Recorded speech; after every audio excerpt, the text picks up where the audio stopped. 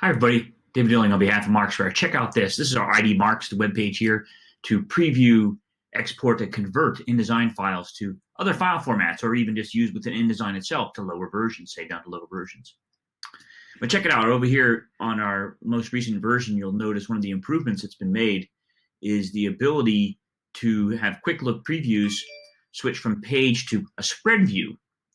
Now, this came from user feedback. Now, watch this. So if I have over here an InDesign file, now look what this does. When you install IDMarkz, you have the option to turn this on or off.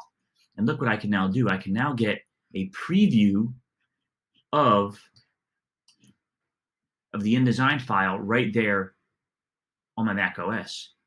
And if I actually hit the space bar now, when I have the file selected here, space bar, I get an actual whole preview, and here you can see the spreads view.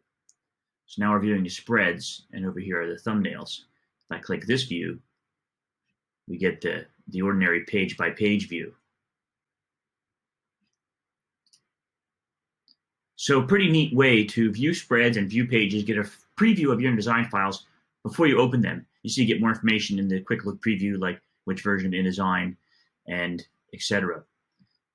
If I take the same file and drop it on the full IDMarkz, just to round off the quick demonstration here, I'm not going to go over anything else, and just show you the preview here. The preview is totally free if you want the spreads view that is part of a paid-for license.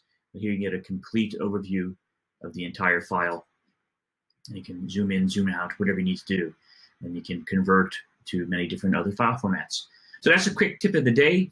Markzware's IDMarkz to help you preview, export, and convert your InDesign files. Now with QuickLook on the macOS to give you a spreads view. All right, David Dilling from Markzware, wishing you a fantastic day.